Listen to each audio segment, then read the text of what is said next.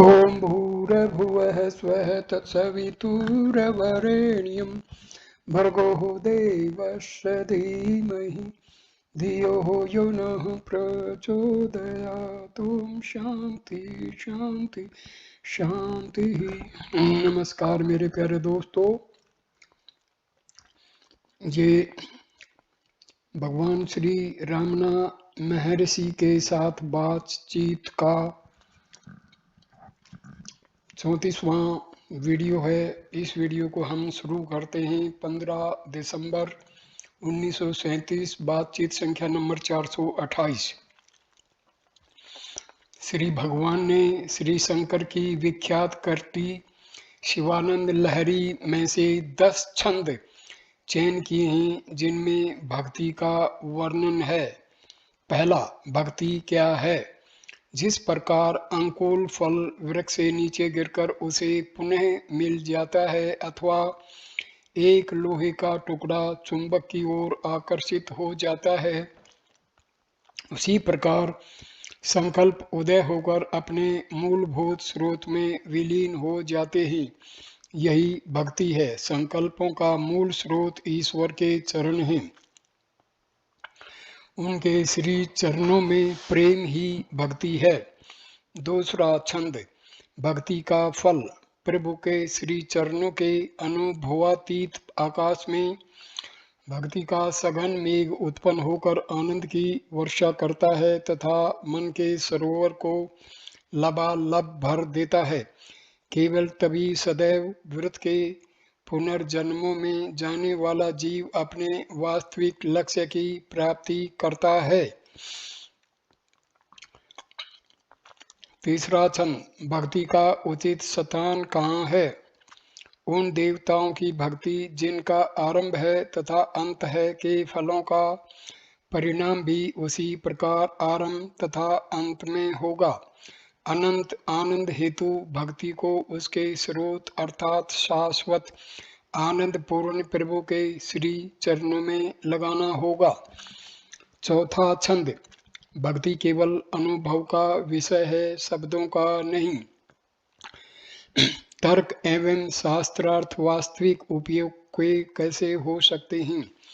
क्या संकट काल में घटपट आदि तुम्हारी रक्षा तर्क शास्त्रियों के प्रिय उदाहरण जिसका अर्थ है पात्र एवं वस्त्र कर सकते हैं।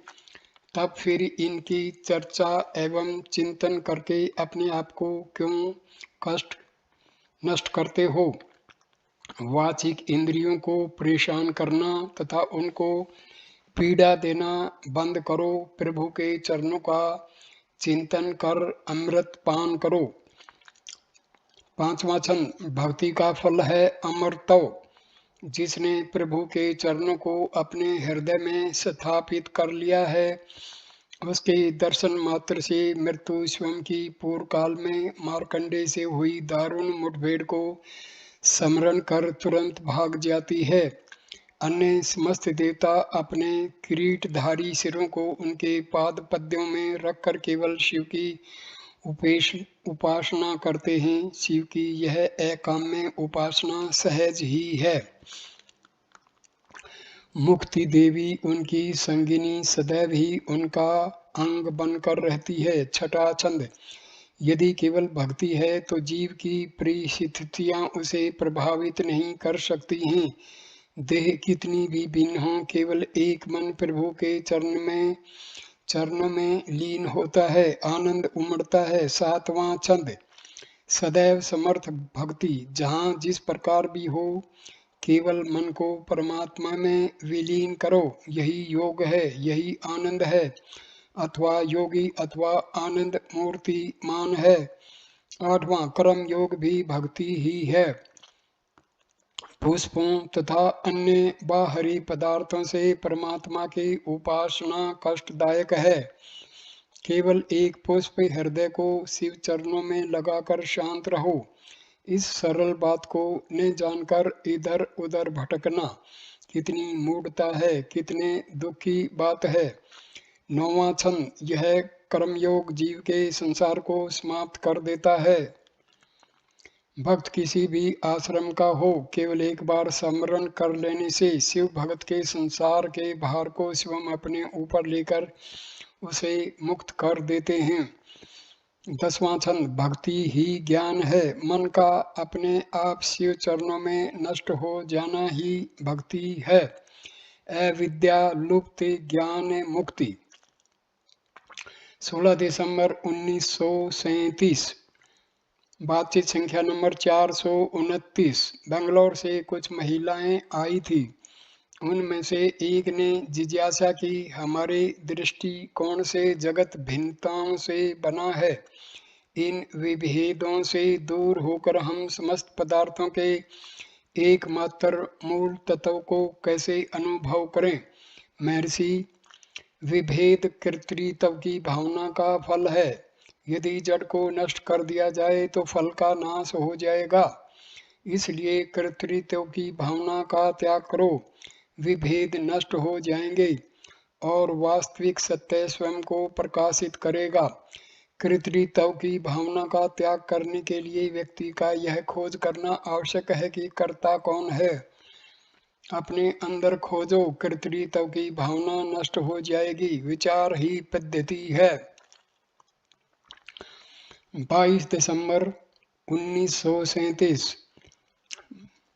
बातचीत संख्या नंबर 430। एक मराठी सज्जन ने जिज्ञासा की, मैंने आत्म साक्षात्कार के संबंध में बहुत कुछ पढ़ा है। मैं जब पूजा आदि करता हूँ पर मुझे किसी से भी समाधान नहीं हुआ। क्या श्री भगवान कृपा मेरा मार्गदर्शन करेंगे?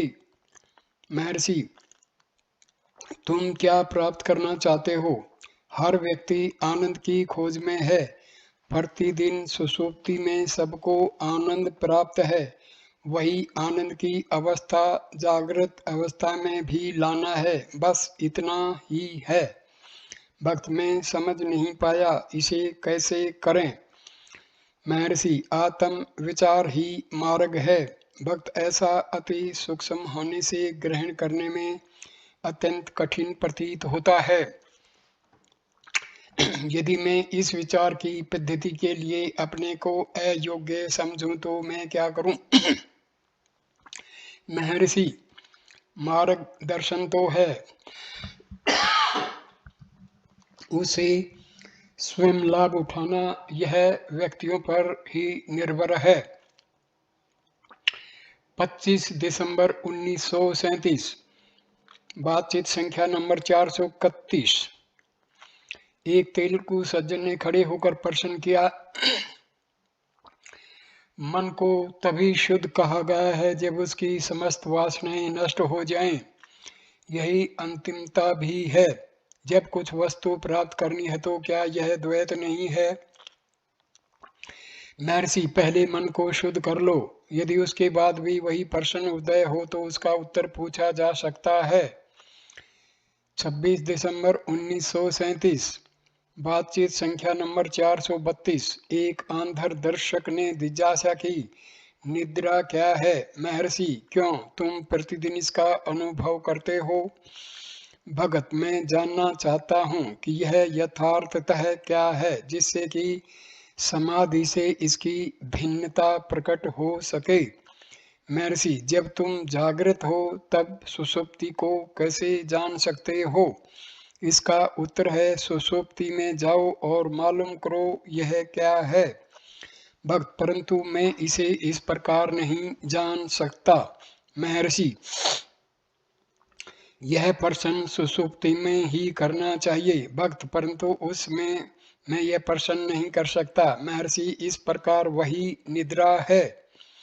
श्री भगवान कुछ क्षणों के लिए बाहर पधारे। वापस आने पर उसी व्यक्ति ने प्रश्न किया, आत्म साक्षात्कारी ज्ञानी दूसरे व्यक्तियों की तरह ही भोजन करते तथा कार्य करते देखने में आते हैं। क्या वे स्वप्न तथा सुषुप्ति की अवस्थाओं का अनुभव भी इसी प्रकार करते हैं? महर्षि, तुम अन्य व्यक्तियों की अवस्था, चाहे वे ज्ञानी हों, क्यों जानना चाहते हो? अन्य लोगों के संबंध में जानने से तुम्हें क्या लाभ? तुम्हें स्वयं अपने वास्तविक स्वरूप को जानने का अवश्य ही प्रयास करना चाहिए। क्या तुम विचार करते हो कि तुम कौन हो? स्पष्टतया शरीर। भक्त: हाँ महर्षि। इसी प्रकार तुम ज्ञानी को प्रत्यक्ष देह मानकर उस पर क्रियाएं अध्यारोपित कर देते हो। इसी से तुम इन प्रश्नों को पूछते हो। स्वयं ज्ञानी नहीं पूछता कि क्या उसे स्वप्न तथा सुषुप्ति की अवस्था होती है। उसे स्वयं कोई संशय नहीं है, संशय तुम में है। इससे तुमको अपने मिथ्या आधार वाक्यों का निश्चय हो जाना चाहिए। ज्ञानी देह नहीं है, ज्ञानी सबका आत्मा है। सुषुप्ति, स्वप्न, समाधि आदि सब अवस्थाएं अज्ञानियों की हैं। आत्मा इन सबसे मुक्त है। तुम्हारे पहले प्रश्न का भी यही उत्तर है। भक्त: मैं स्थित प्रज्ञता की अवस्था को जानना चाहता हूँ। मैं स्थित प्रज्ञता की अवस्था को जानना चाहता हूँ। महर्षि: शास्त्र ज्ञानी के लिए नहीं है, उसे कोई संशय नहीं है, जिनका स्पष्टीकरण होना है। पेचीदा बातें केवल अज्ञानियों के लिए हैं। शास्त्र भी केवल एक उन्हीं के लिए है। भक्त: सुषुप्ति अज्ञान की अवस्था है और समाधि के लिए भी ऐसा ही कहा जाता है। महर्षि: ज्ञान विद्या तथा अविद्या से परे है। उस अवस्था के संबंध में कोई प्रश्न नहीं हो सकते, वह आत्मा है। बातचीत संख्या नंबर 433। ऑक्सफोर्ड विश्वविद्यालय के संस्कृत के प्रोफेसर श्री टॉमस ने त्रिवेंद्रम में प्राच्य सम्मेलन की अध्यक्षता की थी और वहां से कलकत्ता जाते हुए वे श्री भगवान के दर्शनार्थ आए। वे वायु में अधिक विस्तृत ललाट वाले तथा शांत स्वभाव के भद्र पुरुष हैं। वे कोमल स्वर में धीरे धीरे बोलते हैं। उन्हें प्राच्य साहित्य में अत्यधिक अभिरुचि है, विशेषतया संस्कृत में। उन्होंने तमिल भाषा की समृद्धि के बारे में सुना था। वे जानना चाहते थे कि श्री मद् भगवत गीता का कौन सा अंग्रेजी अनुवाद सर्वश्रेष्ठ है। कक्ष भरा हुआ था और उनमें से कुछ ने अपने मत सहित थिबाट, महादेव शास्त्री, तेलंग आदि का उल्लेख किया। श्री भगवान ने F.T. ब्रुक्स का उल्लेख किया। श्री टॉमस छंदोबद्ध संस्करण चाहते हैं क्योंकि वही रस का उपयुक्त माध्यम है जो उसमें है। उन्होंने कहा, रस शांति भी है। महर्षि: हाँ, ब्रह्म केवल रस है। भक्त: रस आनंद भी है। महर्षि: रस, आनंद, शांति एक ही आनंद के अनेक नाम हैं। प्रोफेसर टॉमस को पेरिस में हुए दार्शनिक सम्मेलन में श्री ग्रांट डफ द्वारा दिया गया भाषण दिखाया गया। बाद में उनके हाथ में डॉक्टर G.H. मीस की पुस्तक धर्म रखी गई, जिसे देखकर उन्होंने पूछा, श्री भगवान जातियों के संबंध में क्या सोचते हैं? महर्षि: जातियों का संबंध शरीरों से है, आत्मा से नहीं। आत्मा आनंद है। जीव आनंद की अनुभूति के लिए आत्मा की अनुभूति करता है। अपने आप को जाति आदि के विषय में चिंता करने की आवश्यकता नहीं। भक्त: अहंकार को भी आत्मा कहा गया है। महर्षि: अहंकार सीमित है जबकि आत्मा उससे परे है। भक्त: अंग्रेजी भाषा में पूर्वीय दर्शन तथा धर्म संबंधी प्रचुर साहित्य है। उनके भिन्न भाष्यकार हैं। रामानुज के दर्शन को भली भांति प्रस्तुत किया गया है। प्रोफेसर राधाकृष्णन ने अद्वैत सिद्धांत की व्याख्या की है। वे प्रमाण की अपेक्षा अनुभव को अधिक महत्व प्रदान करते हैं। शंकर के ग्रंथों से उनके महान विकसित मस्तिष्क का परिचय मिलता है। इसके पश्चात प्रत्यक्ष अनुभूति पर विचार विमर्श होता रहा। उक्त प्रोफेसर ने मानसिक अनुभूति को इंद्रिय अनुभूति से भिन्न भी बताया।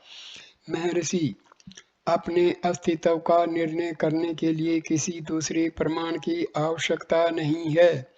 अहंकार से उत्पन्न इंद्रिय तथा मन आत्मा को प्रमाणित करने में समर्थ नहीं हो सकते। आत्मा ही उनका आधार है। आत्मा से स्वतंत्र उनका अस्तित्व नहीं है। अपने स्वयं का अस्तित्व प्रत्यक्ष है। आनंद ही आत्मा है। केवल आत्मा के प्रेम के कारण ही सब प्रिय हो जाते हैं। भक्त प्रेम द्वैत का सूचक है। आत्मा प्रेम का पदार्थ कैसे हो सकता है? महर्षि, प्रेम आत्मा से भिन्न नहीं है। किसी दृश्य वस्तु के प्रति प्रेम निम्न कोटि का है और टिक नहीं सकता, जबकि आत्मा प्रेम है। दूसरे शब्दों में ईश्वर प्रेम है। भक्त, ईसाई मत भी यही है। उन्होंने श्री भगवान से यह भी पूछा कि लक्ष्य की प्राप्ति के लिए उत्तम पद्धति कौन सी है? क्या पातंजलि की पद्धति सर्वश्रेष्ठ नहीं है?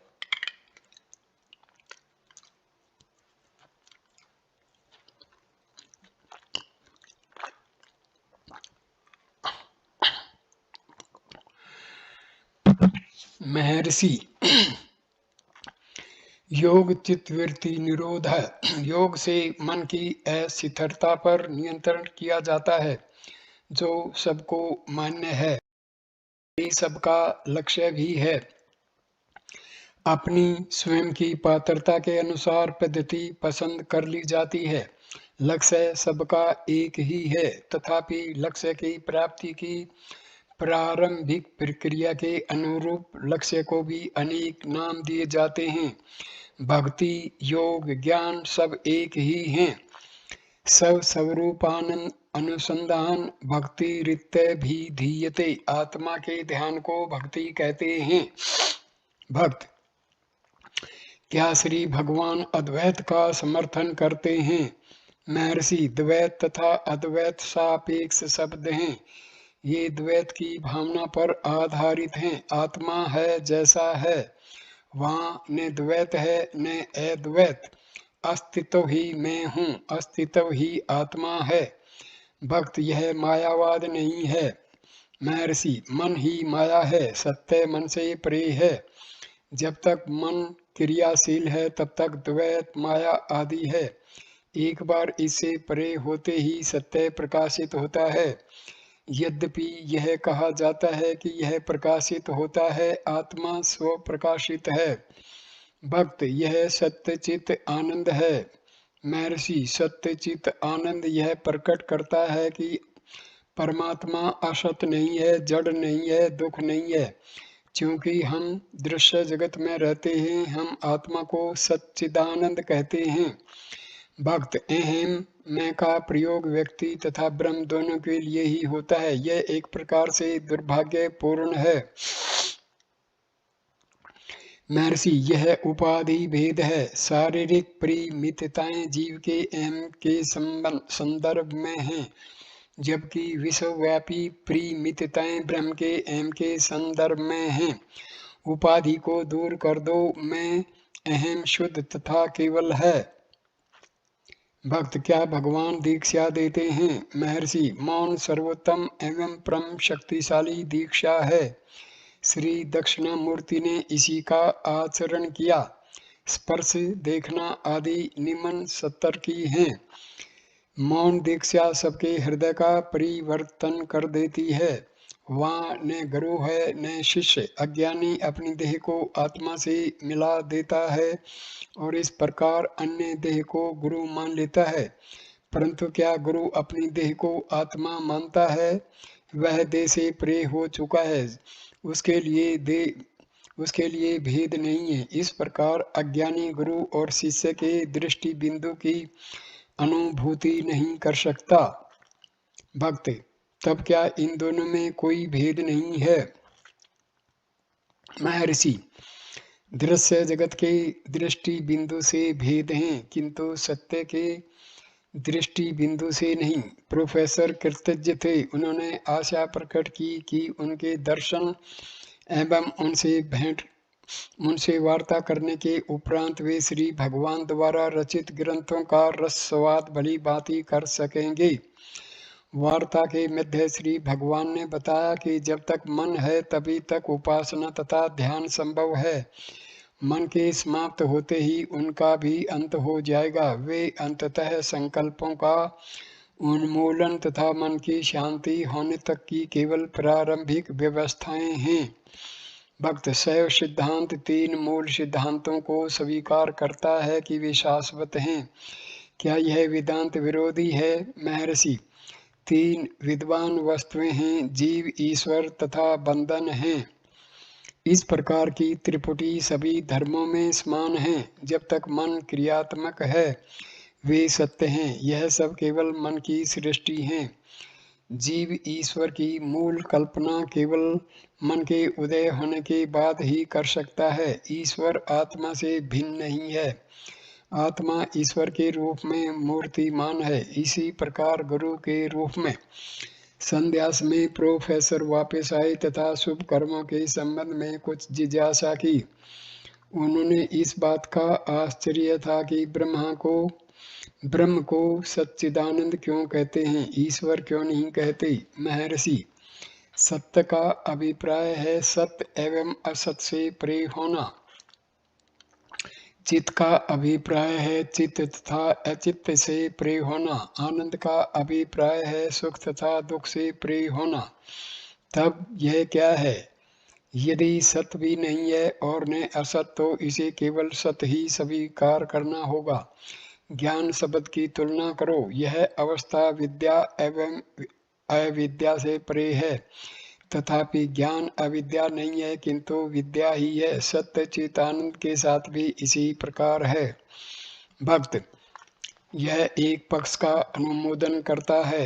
आत्म विचार पर संक्षिप्त चर्चा कर प्रोफेसर ने यह निवेदन करते हुए विदा ली कि यद्यपि उन्हें अभी भी स्पष्ट करने के लिए अनेक संशय थे, वे श्री महर्षि को और अधिक कष्ट नहीं देंगे। उन्होंने अब तक जो कुछ श्रवण किया है उसी की निधिध्यासन करने की इच्छा है। मैसूर के एक जज ने प्रश्न किया, ऐसा कहते हैं कि उपासना तथा ध्यान मन की सक्रियता के कारण होते हैं। कार्यों की समाप्ति को साक्षात्कार भी कहते हैं। अब बिना उपासना तथा ध्यान के साक्षात्कार कैसे करें?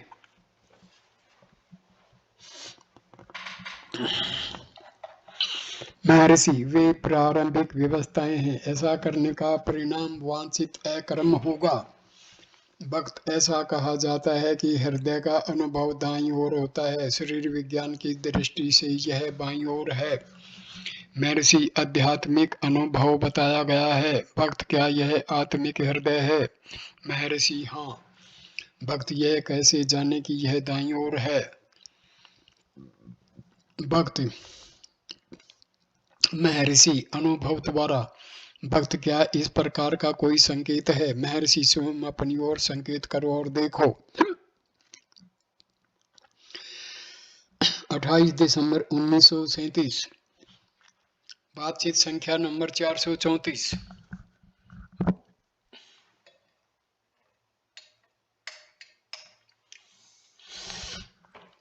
बड़े दिन की छुट्टियां होने से समीप तथा दूर के दर्शकों का बड़ी संख्या में आगमन हो रहा है।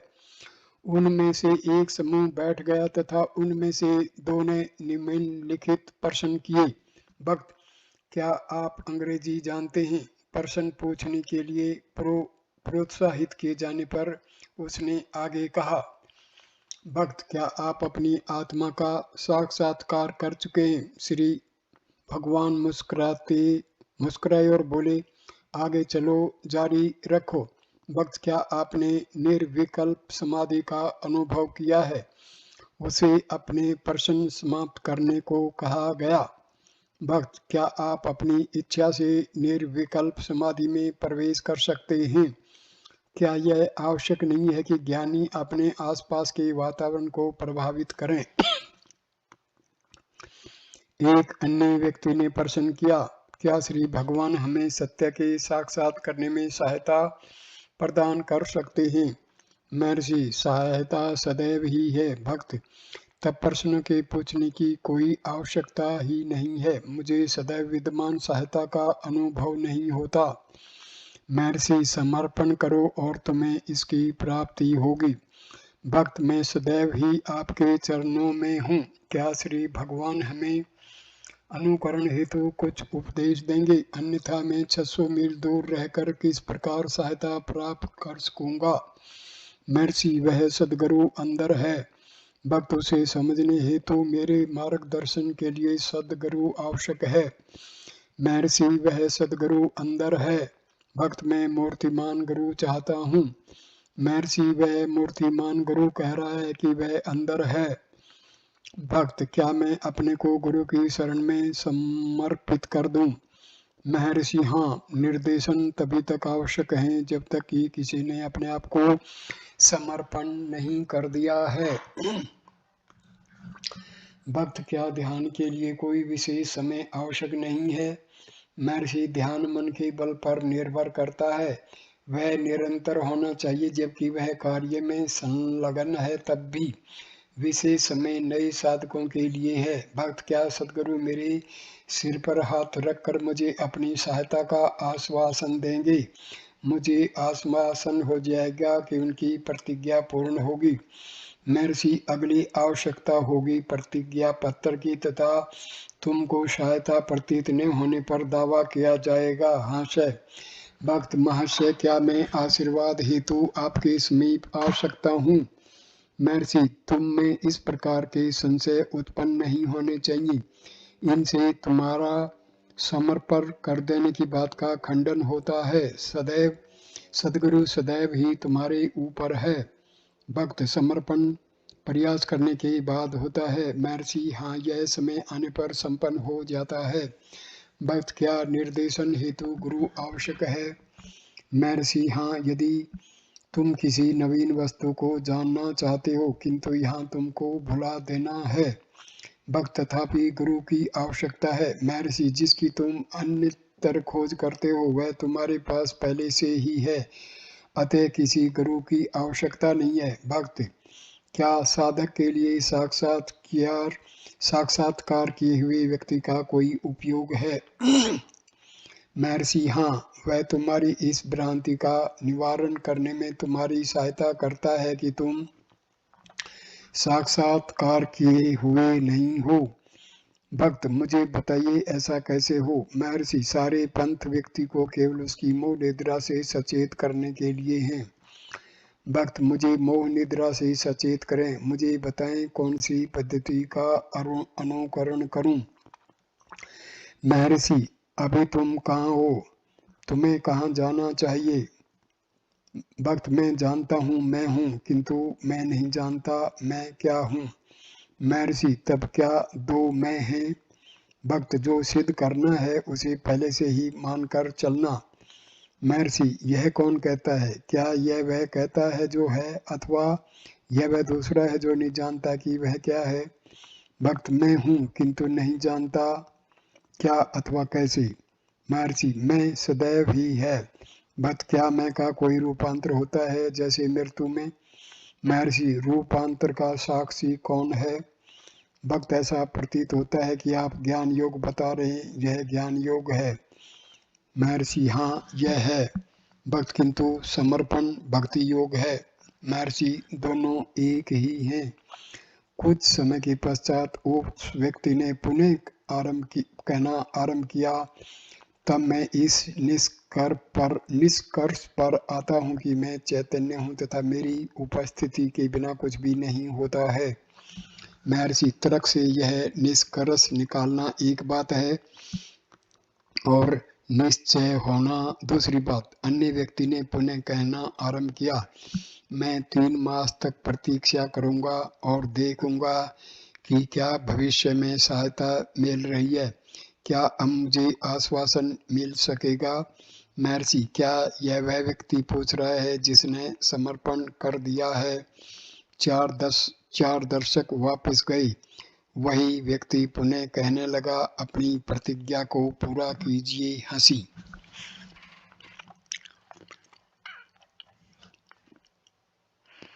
उसने यह भी कहा, ईश्वर ने मुझे जीविका हेतु पर्याप्त दिया है तथा मैं सुखी हूँ। इसके अतिरिक्त मैं मन की शांति चाहता हूँ, इसलिए यह प्रार्थना। 29 दिसंबर 1937। बातचीत संख्या नंबर 435। श्रीलंका से 2 महिलाएं तथा 2 पुरुषों का आगमन हुआ। भक्त, क्या आपने ईश्वर का साक्षात्कार कर लिया है? यदि कर लिया है तो किस आकार में? महर्षि, वहाँ ईश्वर का दर्शन करने के लिए कौन रहता है? प्रश्न यह होनी चाहिए कि क्या किसी ने अपने आप को जान लिया है? भक्त, मैंने अपने आप को जान लिया है। महर्षि, क्या मैं आत्मा से भिन्न है कि तुम कहते हो तुमने आत्मा को जान लिया है? भक्त, मैं आत्मा को देह के समान ही जानता हूँ। यदि आत्मा देह से भिन्न है तो श्री भगवान मुझे बताएं, आत्मा को देह से पृथक कैसे देखा जाए? उन्होंने ईश्वर साक्षात्कार कर लिया है, वे मुझे बोध दे सकते हैं। महर्षि, आत्मा को देह से पृथक क्यों किया जाए? देह को जैसे है वैसे ही रहने दो। महर्षि, भक्त, जब आत्मा देह रहित हो जाता है तब सभी शरीरों के माध्यम से देख सकता है। महर्षि, तब क्या अन्य भी हैं अथवा क्या तुम्हारी अपनी देह भी है? अपनी सुषुप्ति पर विचार करो, तब तुम्हें अपनी देह का ज्ञान नहीं होता, तथापि तुम वहाँ बराबर रहते हो। क्या उसमें तुमने जगत की अनुभूति इस अथवा अन्य देहों द्वारा की थी? तथापि तुम तब अपने अस्तित्व से इनकार नहीं कर सकते। जगत को देखने हेतु दृष्टा का होना आवश्यक है, एवं दृष्टा भी सीमित ही होना चाहिए। यदि असीमित हुआ तो असीमित आत्मा के अतिरिक्त अन्य कैसे हो सकते हैं? भक्त, क्या ईश्वर की कोई सीमाएं हैं? महर्षि, ईश्वर को अलग छोड़ो, तुम्हारी सुषुप्ति में तुम्हारी आत्मा की कौन सी सीमाएं थी?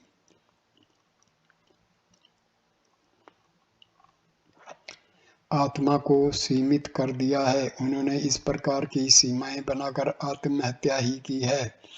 भक्त, आप कहते हैं आत्मा पर एकाग्र हो, इसे कैसे करें? महर्षि, यदि यह हल हो जाए तो अन्य सब कुछ हल किया हुआ है। भक्त, आप कहते हैं अपनी आत्मा को जानो, आत्मा को कैसे जाने? महर्षि, अभी तुम जानते हो कि तुम देह हो। भक्त, राजयोग शरीर इंद्रियों आदि के माध्यम से साक्षात्कार करता है और श्री भगवान चिंतन के माध्यम से साक्षात करने का परामर्श देते हैं, यह ज्ञान योग है। महर्षि, बिना शरीर के तुम विचार कैसे कर सकते हो? भक्त, क्या ईश्वर विचार नहीं करता? महर्षि, फिर तुमने आरंभ में ये कैसे पूछा? आपने ईश्वर का दर्शन किस रूप में किया? भक्त, ईश्वर की अनुभूति इंद्रियों द्वारा होनी चाहिए। महर्षि, क्या तुम इसमें ईश्वर की अनुभूति नहीं कर रहे हो? भक्त, क्या प्रत्येक व्यक्ति सदैव ही ईश्वर की अनुभूति कर रहा है? महर्षि, हाँ। भक्त, तब साक्षात्कार क्या है? महर्षि, साक्षात्कार इस भ्रांति से मुक्त होना है कि तुमने साक्षात्कार नहीं किया है। भक्त, मैं विषय को समझ नहीं पा रहा हूँ। वे कैमरे से महर्षि का चित्र लेकर विदा हुए। बातचीत संख्या नंबर 436। भक्त, विश्व रूप क्या है? महर्षि, यह जगत को ईश्वर के रूप में देखना है। भगवत गीता में अनेक वस्तुओं तथा जीवों को तथा समस्त जगत को परमात्मा बताया गया है। उसका इस प्रकार साक्षात अथवा दर्शन कैसे हो? क्या अपनी आत्मा को कोई देख सकता है? यद्यपि दिखता नहीं, तथापि क्या आत्मा से इनकार किया जा सकता है? सत्य क्या है? भक्त, अब क्या यह कहना मिथ्या है कि कुछ ने इसका दर्शन किया है? महर्षि, यह उसी मात्रा में सत्य है जैसे तुम्हारा होना। आरंभ में ही गीता में कहा गया है कि किसी का भी जन्म नहीं हुआ था। चतुर्थ अध्याय में कहा गया है, तुम्हारे तथा मेरे अनेक जन्म हुए हैं, मैं उन्हें जानता हूँ, परंतु तुम नहीं। इन दोनों वक्तव्यों में से कौन सा सत्य है? श्रोता इसी की समझ के अनुसार निर्देश होता है। यद्यपि द्वितीय अध्याय में ही संपूर्ण सत्य समाविष्ट है, तो फिर इसके बाद इतने अधिक अध्यायों की क्या आवश्यकता थी? बाइबल में ईश्वर का कथन है, मैं अब्राहम से पहले हूँ। वे ऐसा नहीं कहते मैं था, किंतु मैं हूँ। बातचीत संख्या नंबर 437। महर्षि, लोगों ने पढ़ा है कि विवेकानंद ने श्री रामकृष्ण से पूछा था, क्या आपने ईश्वर को देखा है? और अब उनकी नकल करते हैं। वे यह भी पूछते हैं कि आपने ईश्वर का साक्षात्कार किया है? मैं पूछता हूँ, साक्षात्कार क्या है? साक्षात्कार से अभिप्राय है पूर्णता। जब तुम सीमित हो तो तुम्हारी अनुभूति भी सीमित है। इस प्रकार तुम्हारा ज्ञान अपूर्ण है। ऐसे अपूर्ण ज्ञान का क्या मूल्य है? विश्वरूप दर्शन में अर्जुन को जो कुछ भी वह देखना चाहे वह देखने को कहा गया, न कि जैसा उसके सामने प्रस्तुत किया गया। ऐसा दर्शन कैसे सत्य हो सकता है? 23 दिसंबर 1937। बातचीत संख्या नंबर 438। एक दर्शक ने पूछा, मेरे जैसे आरंभकर्ता के लिए कौन अत्यधिक उपयुक्त है? सीमित ईश्वर की उपासना अथवा मैं ब्रह्म हूँ का मनन? महर्षि, उत्तर प्रश्न में ही समाविष्ट है। स्वयं प्रश्न ही सीमित ईश्वर की उपासना व्यक्त करता है। भक्त में की अनुभूति जागृत तथा स्वप्न अवस्थाओं में होती है, किंतु गहन निद्रा में नहीं। ऐसा क्यों? महर्षि, यदि ऐसा है तो क्या गहन निद्रा में उसका अस्तित्व नहीं है? भक्तियों की इन दोनों अवस्थाओं में मानसिक वृत्तियां हैं तथा दूसरी में ऐसी कोई वृत्ति नहीं है। इस वीडियो को मैं यहीं विराम देता हूँ। धन्यवाद दोस्तों, नमस्कार।